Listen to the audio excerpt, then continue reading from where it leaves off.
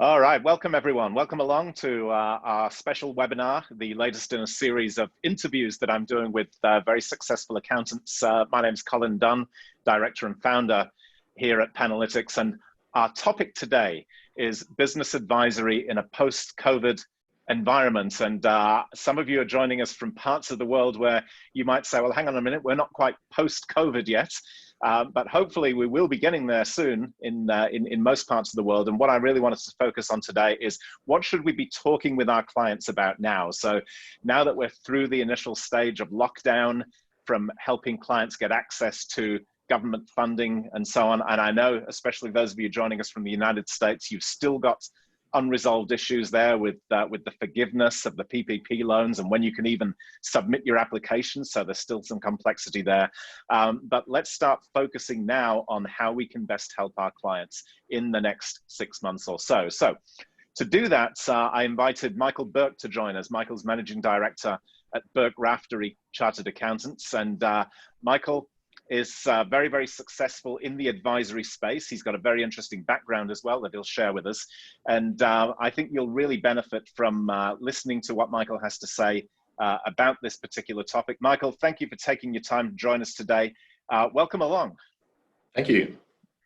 Terrific, excellent. Now, I can hear Michael perfectly well. Michael can hear me. Let's just make sure that that you all can hear us too. So what I'd like you to do first, this is, by the way, the only exercise that that you'll have to do today, is if you can all locate the Q&A box in the webinar control panel and just type in there hi from wherever you're from. So hi from Brisbane, hi from Sydney, hi from Auckland, hi from Los Angeles, wherever you might be joining us from today, and that way we can see that you can actually hear us, and we'll be able to respond to you as well. Excellent. So thank you all for doing that. Andrew's joining us from Greymouth. Hope you've got nice weather there, Andrew. It was cold and wet when I was there some years ago.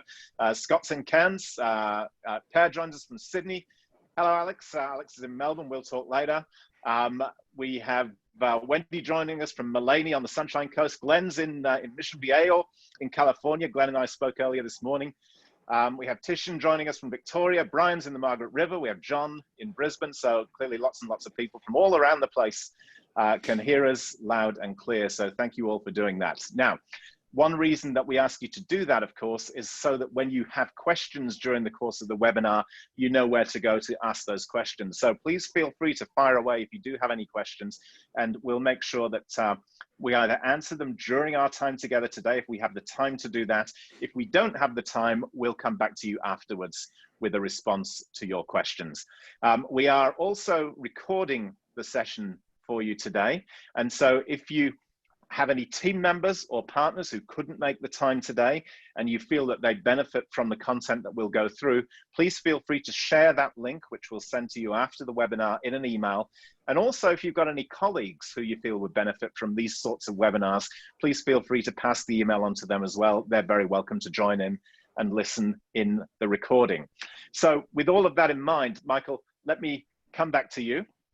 And we're going to talk today about a few issues. So first of all, one point that I think a lot of people are really tossing up and thinking, how do I do this, is what help do clients really need right now in that post-COVID environment? And then I know you've had a lot of success in the space of virtual CFO, virtual management accounting. I know also there's a lot of talk in the profession and has been for 5, 6, 7 years or so.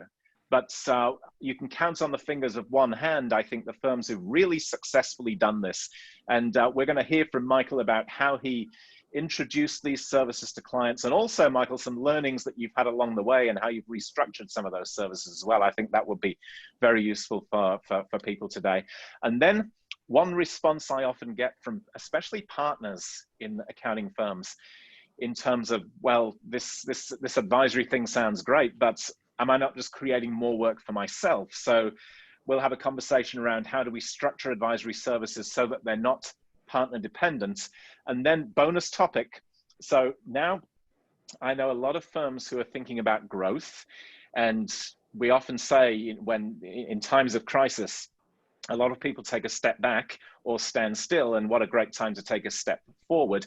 There may be accountants around the place who are thinking, you know what we've been through over the last 3 to 4 months, that's been so hard that it's just become too hard and I'm looking to get out. And so those of you on the call who are looking to perhaps bolt on a firm or merge with a firm might just be considering right now, what are the pitfalls to look out for in terms of mergers and acquisitions? And Michael's been through a couple of those transactions in the last 2 years, and he'll be able to share some learnings from that. And then right at the end, as I mentioned, I'll just take a couple of minutes of your time to introduce you to a numbers-driven approach that you can use to get a foot in the door in that advisory space. So that's a long-winded introduction. Michael, again, welcome along. If you don't mind, for the benefit of those people joining us today, just give us a little bit of background. Talk to us about the journey that you've had in your career, because it's not been the traditional journey of a partner in an accounting firm. And maybe end that journey with talking to us about why you decided to go into practice. Certainly. Thanks, Colin. Yes, well, like many of probably us on this, I did start out in a more traditional role. I started with KPMG in audit down in Melbourne. Really, I was just talking to Colin before, did that to learn what industry I wanted to be involved in. I always planned to go out into industry, and I ended up deciding I liked the manufacturing space, and went and spent 10 years with a large US multinational, and was very fortunate. They had quite deep pockets and they were able to send me around the world, spent some time in New York, worked through budgeting, management accounting areas, and ended up spending a few years in their corporate strategy group, dealing with acquisitions, large transactions, business strategy, and learning a lot from that. And also, whilst doing that, managed to do a degree, postgraduate in behavioural science, just to do something that's perfectly normal for accountants, as I understand. I haven't met anyone else who's done that yet, but I found that pretty beneficial. And that's certainly then helped me move into my next part of my career, which was very much in the CFO space. So I left that US multinational and went into and worked with two quite large private companies in Australia. One was a very large family business, and the other was a private equity business in CFO roles. So again, dealing with transactions, business planning, looking at exiting businesses, buying businesses, all that sort of thing. So all the traditional things you'd see in a CFO, as well as setting up all the reporting systems. Often when I've joined those businesses, it's been to actually establish a good reporting and governance platform as well. In terms of then, why did I leave that awesome environment of being a CFO and working 7 days a week and walking into board meetings and being a bit concerned when you saw plastic on the ground, that it might have been a tough day to be a CFO. I decided, my wife was also ex-KPMG and stayed in the compliance space. And we'd sort of always talked about that it might be a pretty unique sort of combination for us to get together and maybe create our own firm, with me doing the CFO stuff and her running the more normal accounting functions. So combining that with a bit of a need to maybe have a little bit more flexibility in my time and spend some time with my young children, we decided to kick off our own practice and start from scratch. So no fees, nothing, just open the door, no revenue. Day one, zero. Great, okay, excellent. So how did you find clients?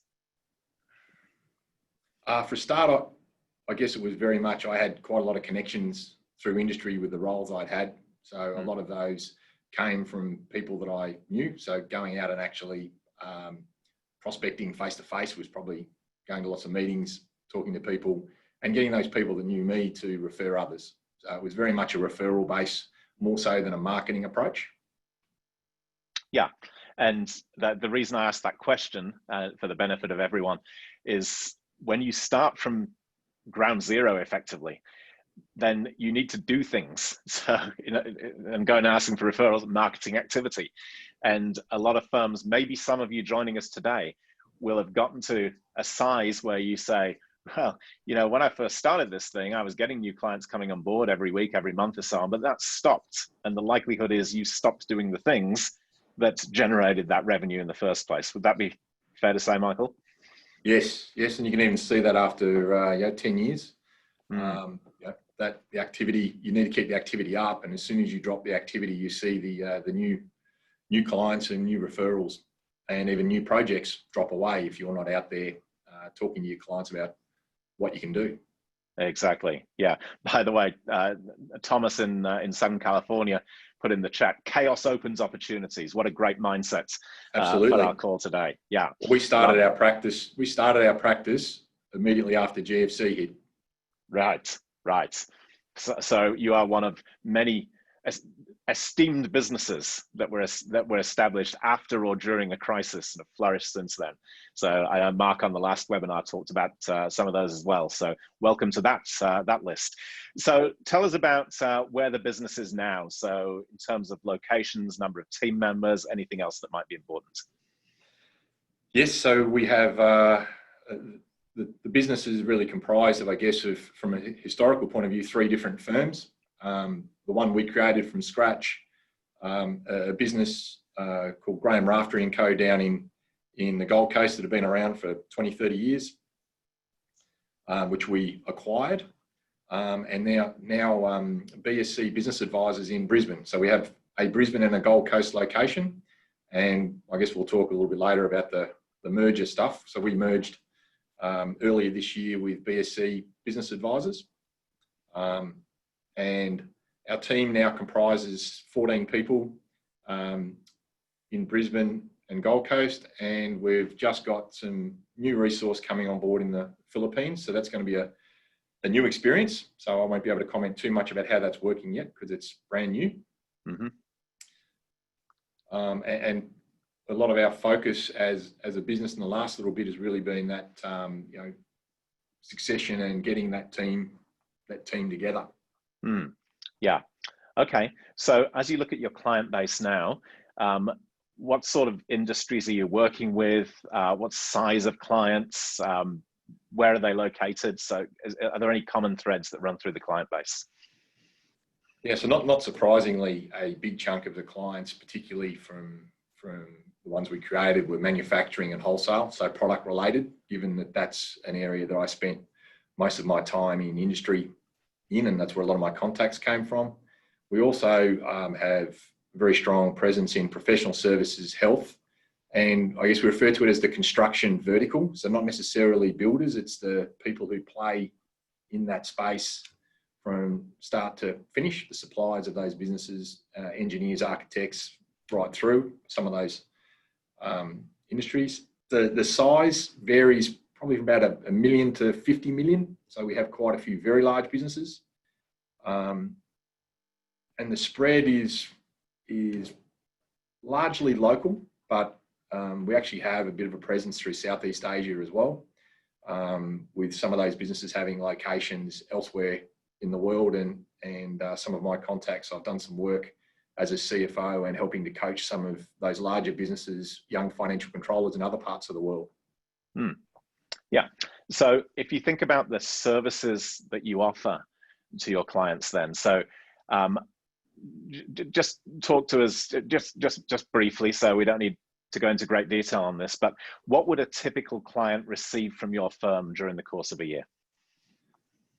So majority of our clients who are receiving the full service, I guess you'd say, will handle the easy bits. Is all the compliance work we do for a lot of our clients. You'd almost say a virtual finance department. So some of our clients will do everything from their bookkeeping through their business owner the only thing involvement they may have with finance is literally hitting approve on the payments when they come through on the bank, through to monthly reporting, budgets, financial plan strategy, and sounding board services in terms of quarterly or monthly board meetings, where we're focused on the things that they need to get done to be successful.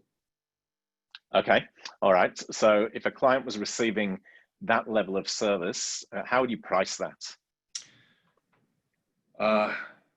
We kind of price the compliance bit probably a bit similar. It's all fixed priced usually. We will have a price. The compliance stuff's probably the same way everyone else does it. The CFO stuff, we really have that down to products. So we kind of know how much we how much work it takes to do certain products. Some of the products, particularly where we use third-party software and so forth, it can be a little bit more of we add a number that we think is reasonable in the market. It might not take us a lot of time to do it. Using a benchmark, for example, we might charge $1,500 for a benchmark. Might take us an hour to prepare it, an hour to deliver it, and we just pay an annual fee. So that seems to be about the rate. So a lot of it's market. So it's a bit of a blend, but what we tend to do then is we bundle it all up, and most of our clients really like it being, hey, total price for the year's, I'll make it easy, $24,000. It's $2,000 a month. Yep. All in. Perfect. I love it. Okay. So thinking about then the experience that you had in industry, how has that helped you in terms of advising the clients? And would you say that was essential to the sort of work that you're doing with them, or is this something that can be learned by other accountants who don't have that background? Certainly something that can be learned, I think, and as you know, Colin, we've just probably discovered that there is some stuff that I do that is very much learned from my industry experience and having been through some of those transactions I've been through, which we've sort of needed to carve out into more a business strategist. But I guess what you would traditionally call the CFO management accounting services that most accounting firms offer, that absolutely can be learnt. And there are lots of great tools out there that can help us to deliver lots of those services without having to have the expertise to go build it. We don't need to build that stuff ourselves. We really should be able to. And the core elements of the CFO and management accounting is really visibility and structure. That's what the clients are after. And that's something us as accountants innately have in us to help put those numbers together, to show them what's in front of them, and then provide them with the structure to go and get that done and the accountability. So those things, I think, sit very well with pretty much all of us as accountants. I completely agree. So staying close to those numbers, structure is something that's, as accountants, we should be very strong at as well. Let me ask you this question. So often when I work with owners of accounting firms, I find that they know what has to be done, but they just don't do it. And there are lots and lots of reasons why that happens, and hence the importance of accountability, the sounding board, the guidance, the advice, and so on. Have you found the same with your clients? Yes, I think that's consistent across all clients, even ourselves in our own businesses. I mean, having that accountability piece and having another person, or particularly if it's a business owner where they may be the only one or the primary decision maker, it can be a pretty lonely spot for those guys trying to get things done and not necessarily knowing what's the most important thing to be focused on. Having somebody to help them bounce that off, decide what's important, and then be discussing regularly with them and giving them the confidence just to say, hey, this is the thing we got to get done. This is the tasks we need to do to get that done, and then holding them to account to do that. Right. Yeah. So Tom asked the question here. Many of us started out as compliance firms, not as advisors. And so how do we transition from compliance to that advisory space? Yeah, one of the big challenges I think in that is, and even I've experienced it, I always said from the start, one of the keys to doing this is not doing compliance work as well, having people who are dedicated. If you really want to have a crack at the CFO management accounting services, you need to find resources that actually want to do that and nothing else. It should be a full-time job. And if you've got a reasonable size firm, maybe it's a couple of people, if you've got 2 people doing tax work, there should be enough work for a management accountant to go out there and be doing this. So either you've got somebody in your firm that you say, oh, okay, we can cover their compliance work for them. They really look good at this. We're going to get them to focus on it. It's the same thing as asking your clients to be focused on one thing. Very, very hard to wear both hats.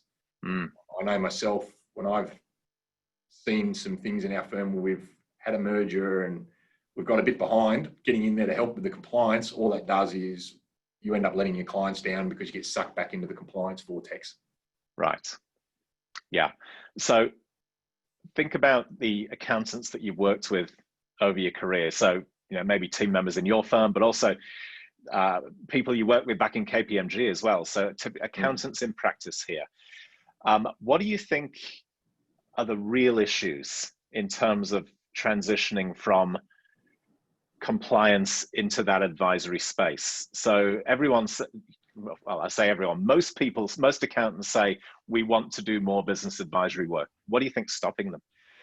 I think sometimes it's making it bigger than what it is. And that's that, even putting that CFO word on it. I think what the service offering in the marketplace is, when you're using the word CFO, it's not really, it's management accounting. So what we're talking about largely is budgets, cash flow, monthly reporting, and then having those meetings with the clients to make sure they're on track. So creating them a bit of a pathway in numbers and interpreting for them, just get them to tell you what it is that makes up their business, and turn that into a set of numbers. It then becomes a budget. That process, I think most of us can learn to do if we don't know how to do it already. The piece that I think gets in the way is largely the fear of going, I'm pretty comfortable with the tax stuff. This looks pretty scary. And I think you just get into it, and you've got to pick something that you can do comfortably. And that's what I've mentioned before. The more you can use third-party software, so you're not having to recreate stuff, you can go out there and learn how to use it. So there are budget tools you can learn how to use. The benchmark tools are pretty simple. You can buy them. There are things out there you can use and introduce fairly simply, and start really simple so that you're not over promising. You're just maybe delivering a couple of things, and deliver those really well and learn them well yourself. Yeah, I agree with that. And my experience has been that, that there's a lot of talk about $50,000, $60,000, $70,000 projects where we throw in everything but the kitchen sink. The problem with that is it becomes very strategic and difficult to deliver. And so starting with small projects can be a good way to go, and allow accountants just to get their feet wet in that space and gain some confidence as well. Per asked a question in the Q&A here. Michael, do you compete with business coaches and business consultants? Do you see that as the space that you're competing in here? I think it's fair to say you do compete, because clients will confuse the two. I think we offer something quite different to business coaches. Maybe on the business strategist side of what I do, I would say that's probably a more direct competition. In terms of the management accounting work that we do, and really the budgeting and reporting, most of the business coaches is either don't offer that, or they're not very good at it. And I think we have a natural advantage over those guys around the discipline to produce accurate numbers, and numbers that are very useful to clients. So I'd say there's a bit of a yes and no in that. I think clients may confuse us with business coaches. We've had some where clients have had business coaches, thought they were getting something very different, and then got us to come in and help them, and just doing the basic management accounting stuff. And they've gone, yeah, hang on, that's what I wanted. I just needed someone to tell me and show me what's in front of me, so I know what my next month, 2 months, 3 months looks like, and I can make better decisions. Right. So starting with those numbers is really important. And I agree with you. I think that if as an accountant I were competing with a coach, the first thing I'd be saying is, look, you can get advice, but it might be the wrong advice if we don't understand the numbers here. And so leading with that, I feel, is exactly the right approach, which leads to a question from Mario, but very active group today. Thanks for all your questions. So Mario's curious to know, how did you get your seniors or other partners aligned with delivering advisory services? So what's your approach been there, Michael? Well, I think giving everybody a reality check around what's actually coming in terms of, I think the ATO did us a little bit of a service to convince people that this is the way to go with what they've done, certainly around single touch payroll. And for me to be able to pitch to those guys, hey guys, the ATO is going to take our job. So we need to add more value to our clients to actually make ourselves relevant. And we need to be the guys who are making sure that the numbers they're working with, and in some respects, our responsibility is to make sure our clients are working with the best set of numbers. So our role comes from looking backwards to, a role change do we need to actually make sure they've got the right set of numbers, which includes their bookkeeping. Doesn't mean we have to do it, but certainly working with their bookkeeper to make sure they're working on relevant and current information. And most of the guys kind of just got that logic. Getting partners sometimes to accept the investments that need to be made has been harder. I've had situations where I've recommended that we go out and employ a management accountant, and the compliance guys were really resistant on that. It was a big investment for what they saw as a high risk investment. Whereas they knew if they employ another tax accountant, they can fill them up with work straight away, and that felt very comfortable. But I was able to sort of explain to them, well, I think it's a bigger risk it's not doing it. Go with the old buggy whip salesman. You sort of go, well, we can continue down this path, and we probably just won't have a job at some point. Yeah. But having said that as well, the way in which you've structured the firm, and correct me if I'm wrong, you're happy to have strong technical people to look after the compliance work that clients need to have done, and then you're also developing specialists who will work on the advisory side of things. Yeah. So we've separated the team in some respects. So having a good young management accountant who actually does a lot of that work. But then the other senior partners, I think it's important, particularly when we talk about that structure, sounding board services. Your clients don't necessarily want to look at a really smart 28, 29-year-old to tell them how to run their businesses. Some will, but they love the 28, 29-year-old. They're doing all the automation and coming up with the cool stuff. But they kind of like the grey-haired guy sitting across the table, just as a bit of a check and balance. Am I doing the right thing here? That's still a role the partners need to play. And I think that's another piece in terms of getting the partners on board. It's like, we're not going to create a lot of work for you. What we are going to do is get you in front of clients, wheel you out when we need to make sure and keep that relationship and do what partners do well. Is give those years of experience to their clients, but have those younger, sharper people within your firm, give them an opportunity to prepare the numbers and be part of that. Absolutely agree. Yeah. So we've got 3 comments here that I just want to get to. So to be able to deal with these live is terrific. So Thomas says, is this an F in or F off? So fit in or F off sort of approach. I don't think that's what we're saying here. So we're very happy to have people who are strong technically and they have a place in the firm, but where you identify people who have the skills on the advisory side and the management accounting side, what you're recommending is double down on those skills and really help them operate in that space. Yes, 100%. So we've got our compliance team, certainly very much, they love what they do, and we get them involved in coming up with recommendations for clients and keep them engaged in that. It's not 2 separate pieces. They own the relationship with the client, and the management accounting side adds to it. But all of us come from a compliance base in many respects. So this firm is no different. All of the firms that have been created, I guess we created ours a little bit on the back of the advisory piece. The other 2 firms were primarily compliance firms. So you're talking very strong. Our tax manager has a law degree in tax, and the team that works for her are very, very strong in compliance. And we've sort of introduced the management accountants to the clients. Perfect. Love it. Okay.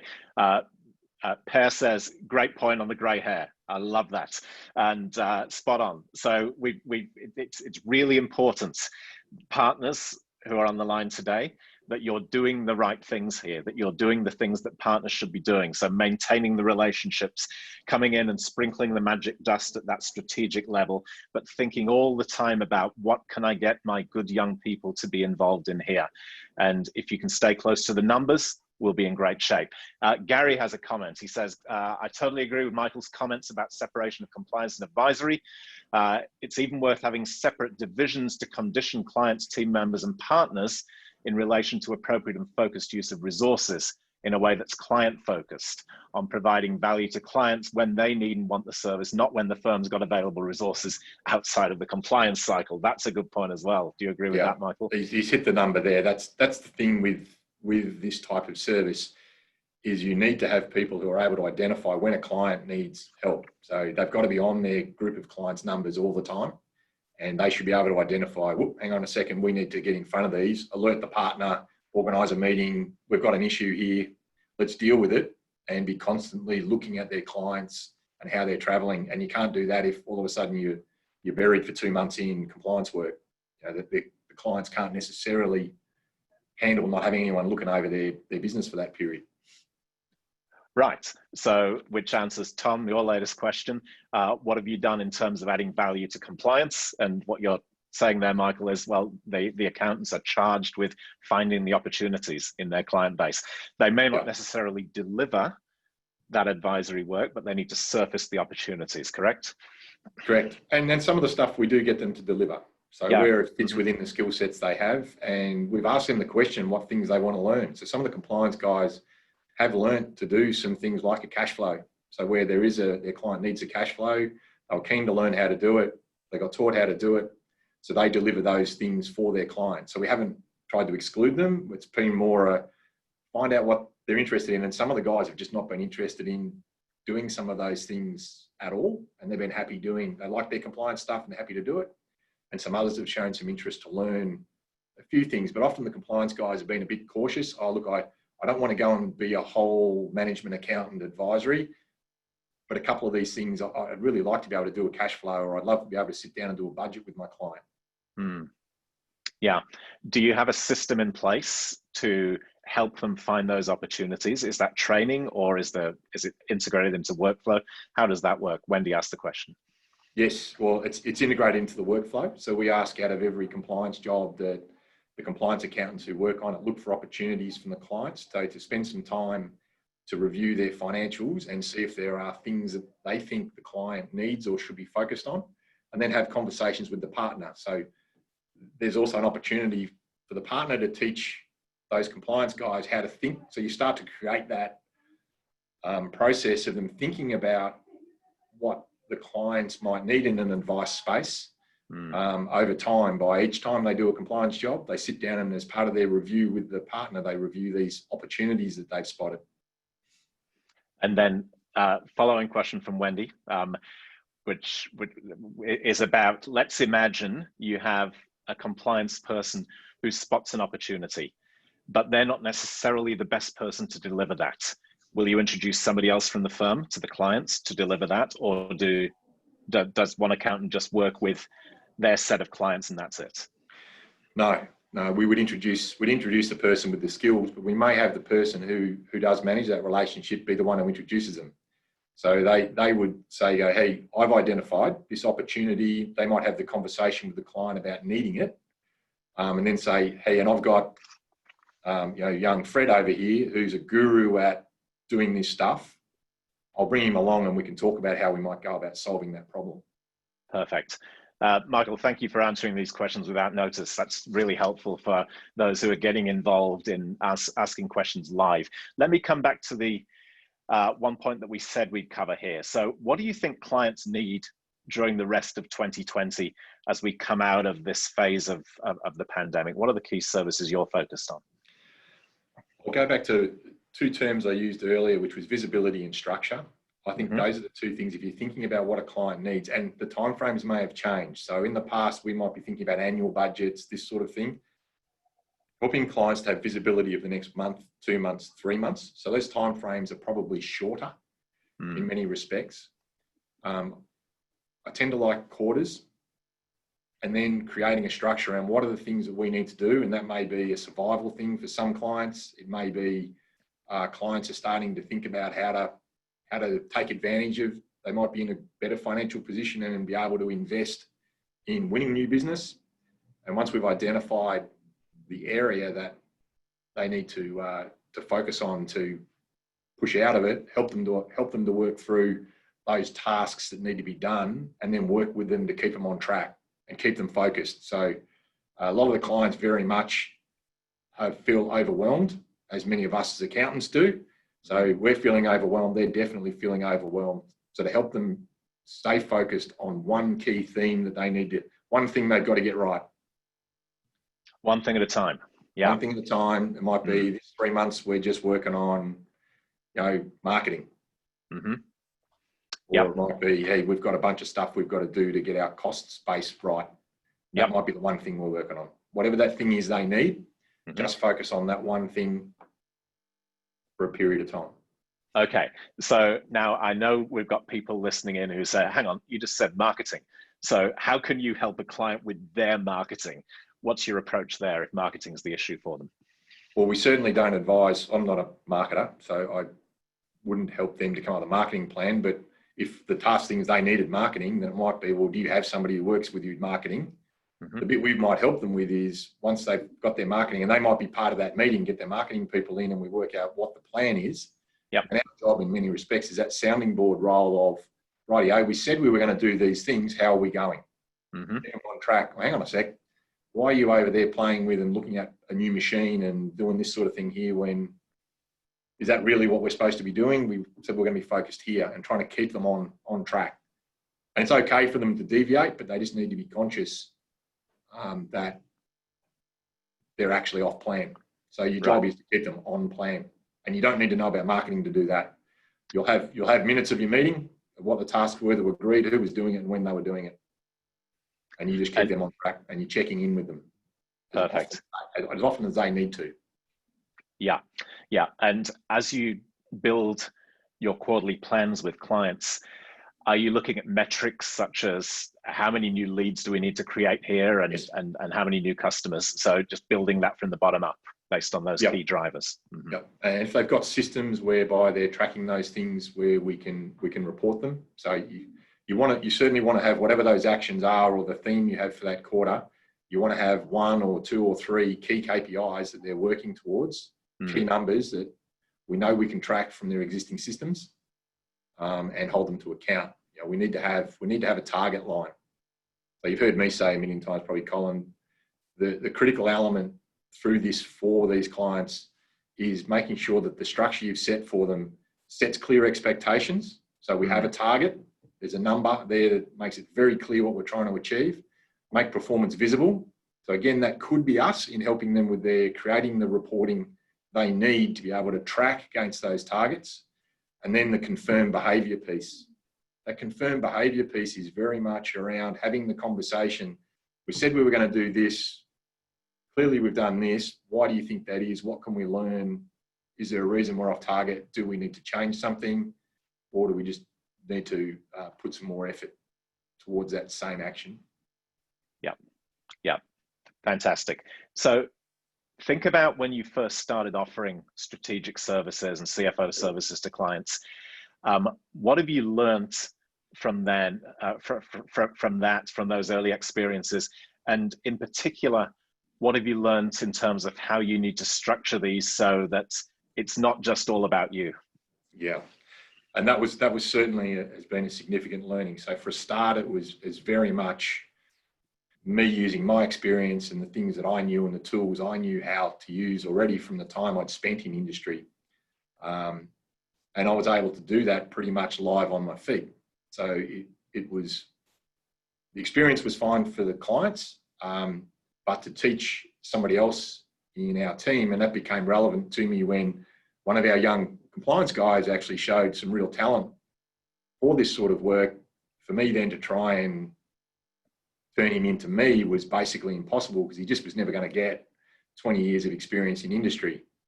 So it became fairly clear that we need to delineate between the stuff that was the business strategist that lives in my head and those things that can be structured services that we could teach him. So we certainly could teach him how to produce a monthly financial report for a client. We certainly could teach him how to do a benchmark analysis. We could certainly teach him how to prepare a budget, do a cash flow. All those things can be taught and be part of your package solution, and they don't require lots of industry experience, good accounting knowledge, and discipline with managing numbers. And really, I guess, just a matter of people who really want to learn and are keen to have a go at it. Yeah. So think about then clients. So how important is it that you take on the right sort of clients here? And has your target client changed any over the years? I think the client, as much as anything, it's going to be a hard one to most people know. We're talking about numbers and all that sort of thing. it's probably morphed a little bit from thinking, oh, well, what size client's going to be able to pay for this and, be able to accommodate this sort of service, and looking at a client as a set of numbers, to I've actually learned it's more a set of values and an approach. A client who has zero revenue but is absolutely driven to succeed and is prepared to do what it takes to do it is a great client for these services, because they'll absorb it. They can take advice. Looking at people who have discipline, I've used to explain to some of my guys at times, if you hear yeah but more than twice in your initial meeting, I think you're going to find the client tough. It's good to have conversations and question, and those clients that ask lots of questions and try and understand are often the best. So I think we've probably put it more down to a profile of a type of person and a type of business owner. There are some that are just never going to really adapt to these services. They're only going to focus on how much is it going to cost, and they're going to struggle to probably stick to what you need them to do. Right. Exactly. Yeah. And it's interesting, and in working with you,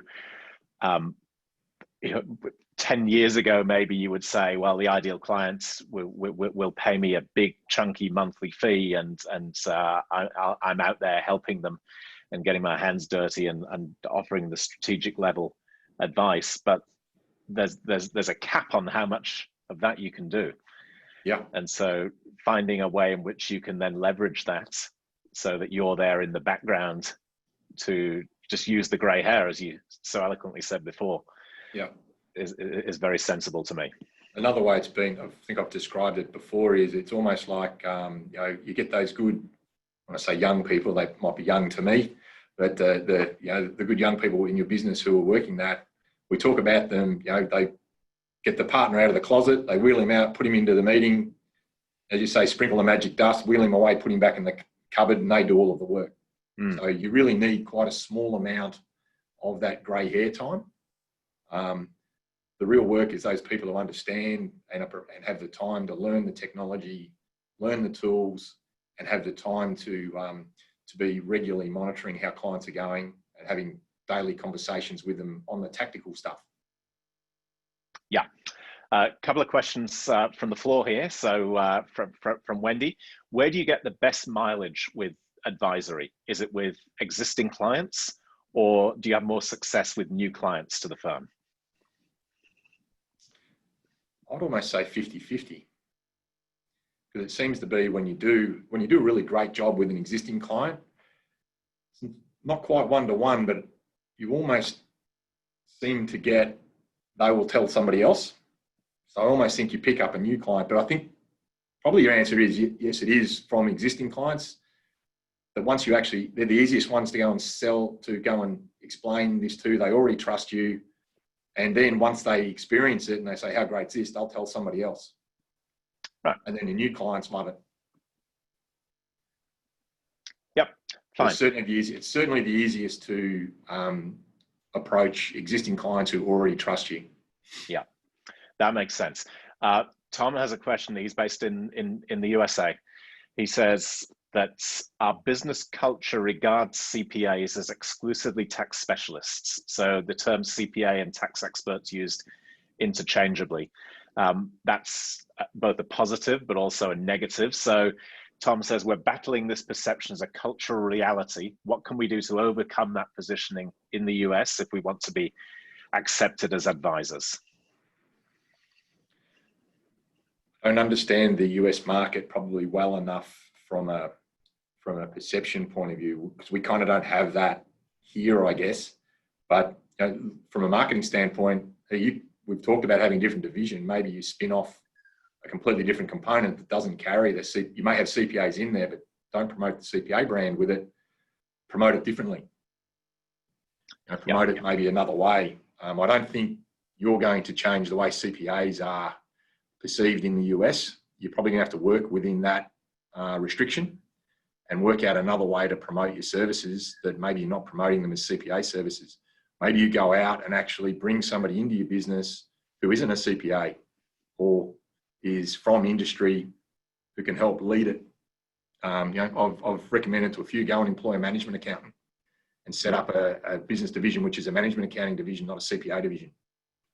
Yeah, and I've seen firms in the US do that successfully as well. This is, you're absolutely right, Michael. This is a marketing conundrum. And so we're stuck with one situation. There is a perception, but we can recreate the future. And if that's a spin-off or a separate part of the business manned by different people, then it becomes a marketing challenge to get that out. Thomas says, thank you for the response, Michael. Ben quickly asks, do you have any sources or software that you use for benchmarking with clients? Yes. So we use software. It's called benchmarking. I think it's benchmarking.com. There's a few out there, but we use that one. It's fairly inexpensive. We pay an annual fee. One of the reasons I like the annual fee is particularly when you start investing in and you might put somebody full-time in the management accounting space, one of the things you can use, and benchmarking is a great one, is you can actually do a benchmark for some of your clients, maybe just as part of delivering their compliance work, drop that information, get your management accountant to drop it into the benchmark software and provide it for free. Because what often comes out of that benchmark is you're able to identify very easily where the clients are short of their peers. And most business owners don't like being underperformed against their peer groups. So you can create tension immediately, which says, oh, look, you're under on these measures, your working capital usage is really bad, blah, blah, blah. And then what you can do is say, hey, that's probably something we could work on, is how we go about fixing it.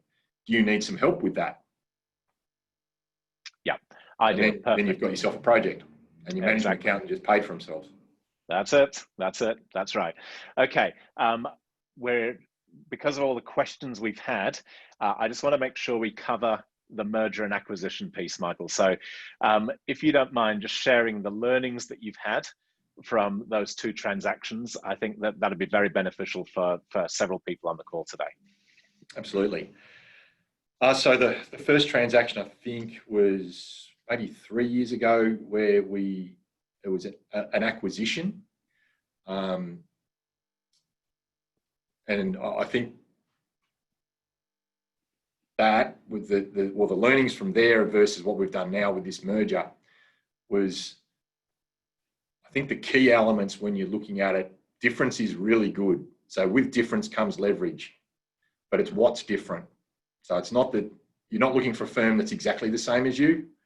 If you go and acquire a firm and you've got advisory capability, it's great to acquire a firm that doesn't, because then you've got a whole heap of clients you can sell that service to. Overlapping geography, maybe you've got somewhere that's separate, so there's no cannibalization. We found a bit of cannibalization by acquiring a firm that was close. You probably don't get the same leverage of providing maybe some of the experience in marketing your business. If you're a good marketing business, you go and start doing that in a separate jurisdiction, you can pick up a lot of clients faster, so maybe different geographies. The other thing is skill sets of people. Acquiring a practice that maybe has a couple of different skill sets enables you to restructure what you're doing, potentially become much more effective and efficient, and improve the service offering that you have. So there may be new services you can offer across the different businesses, which again add to your fee base. So you get that leverage from difference. The things that aren't great to be different is, firstly, is values. So if the two firms operate from a different place, so if you've got a highly entrepreneurially business, highly, very much a risk-taking firm with a very, very conservative firm that doesn't take any risks, that may create some tension amongst the people. The staff are probably going to mirror their partner, so they'll be a lot like the person that was leading them. We tend to be attracted by people that are similar to us, so you'll get a bit of a compromised ability to merge those different team members. The other one is systems. You don't need to have the same accounting system. You don't need to have the same everything. But if you're 100% cloud-based, fully automated, paperless firm, and you go and join with a firm that is, which we did do, almost like an old legal firm, everything in paper, the whole place is full of boxes, that is a long time frame. That was 18 months to 2 years to get that merger acquisition bedded down, which was quite a bit more than I thought it would be. Whereas the current merger we've just done, we're 6 months in and it's been pretty seamless. We're pretty much all on the same systems. They were already paperless, already cloud-based. It was really, really simple to hook us up, and 6 months in, we're pretty much ready to go out and take advantage of those leverage opportunities. And they were very much a compliance firm, and very excited about the advisory offering. So it was the grey hair at that end is just going, they're telling the clients about all these wonderful new services that they've now got available. And the good young management accountant we got's got a very, very full dance card. Exactly right. Find another one. Yep. Excellent. Some really good learnings there. Thank you for sharing that with us, Michael.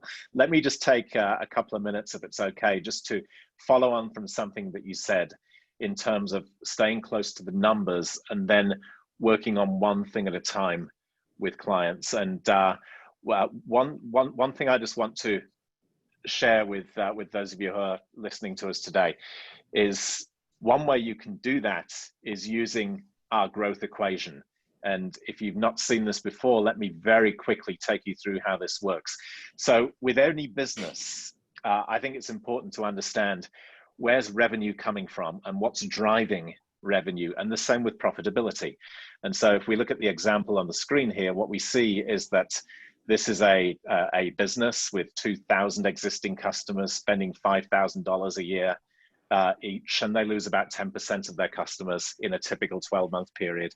So $9 million comes from existing customers. And then in this business here, there are 200 sales opportunities a year with a 50% close rate. So we get 100 new customers that spend $6,000 each.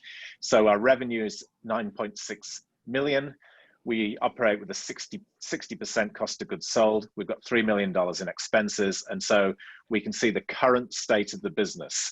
So one thing I've learned is just educating clients about the current state of their business and where revenue and profitability is coming from is an excellent first step in leveraging them into an advisory relationship. So we've got profitability here. We've got some discussion we can have with the clients about an indicative valuation of their business.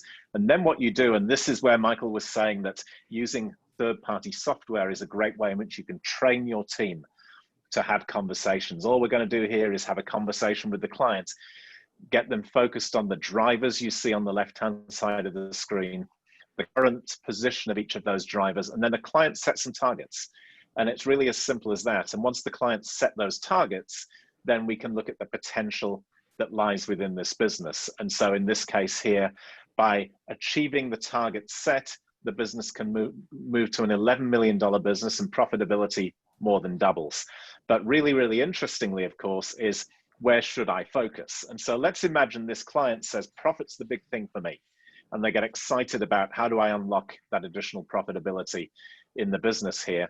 So we can now refer to an analysis of those numbers, and we can show the clients that they can't possibly do everything at once in year one, but what should they be focused on? And in this case here, if you look at the top driver, revenue per existing customer, that adds 43% to profitability, just that alone. And so if all the client does is increase revenue per existing customer by $500 on average during the course of the next 12 months, $360,000 drops to the bottom line. And Michael, I think that's the sort of thing you were talking about there in saying, just get them focused on one thing and then come up with some ideas which the client takes and implements, and you hold them accountable. Correct. So some of you might be saying, well, how do I have that conversation? So how do I get the client to come up with the ideas? Well, the client will have ideas. They're the closest to the customer. But if we click through on that link there, what's going to happen is you'll go through to our learning hub where you'll see ideas. So best practice ideas to increase revenue per existing customer and all of those other key drivers as well. And so you've always got something to fall back on there to guide the conversation with the clients and additional resources that you can help them with as well. So if that's something that is of interest to you, consider this. So work with us for 90 days, just $150 a month, and we'll take you through a numbers-based approach on what and how to advise clients, and you'll get access to the growth equation and the learning hub, which is the content that I just showed you there. And we'll give you extensive one-on-one training on how to deliver those meetings and then how to act on the findings of growth equation to generate additional revenue. That could be planning work, it could be accountability or the sounding board you refer to, Michael, or it could be just one project to get your foot in the door with the client. And what we'll do there is, it won't be theoretical. We'll get you focused on a selection of your real clients and come out with detailed action plans to get you set up to have those conversations with clients. And you'll do that with a dedicated account manager for the 90 days, an experienced professional from Panalytics to help you with that. If that's of interest, just type advisory into the questions box and we'll come back to you with some more information. So thank you for bearing with me as I just took you through that. Again, if you're interested in that, just type advisory into the questions box and we'll reach out to you and give you some more information there. Michael, thank you for being so generous with your time and sharing some ideas. And I think the interaction we've had on the webinar tells us that it's been very useful for everyone online. So thank you for that. As we wrap up then, what final words of advice would you give to our listeners today if they're looking to move into advisory as a major part of their firm? I would say find a way to get a dedicated management accountant. So somebody, either from within the firm or recruit them if you need to focus on this. So somebody, when a partner says, hey, we think we've got these 20 clients that are a potential opportunity, there's somebody there who can go and pull their numbers apart and populate the growth equation as an example. And if that's, say, the third-party software you were using, and set that information up for the conversation with the partner. But having somebody who's dedicated to it, who can then learn how to find these tools, learn how to use them. If you're kind of splitting your time between compliance, it's going to be, you know, death by 1,000 cuts. It'll take you forever. Have somebody dedicated to it. Perfect. Love that. Thank you again, Michael. Oh, Per has one final observation on what you were talking about there with the acquisitions and mergers. He says the key to acquisition is synergies, which again, right in line with what you were saying there. So this isn't about alignment. It's about, as you said, finding those differences and then working those synergies. Great point there. Terrific. Thank you again, Michael. Thank you all for joining us today. And you know, we've talked about a lot of things here. The key is find one thing that works for you and drive it really, really hard and implement it. Do one thing at a time and you'll take a really important first step on that journey towards advisory. Join us again next month for our webinars. Michael, I look forward to talking with you again soon. Everyone take care, look after yourselves, and thanks for joining us. Bye-bye for now. Thank you.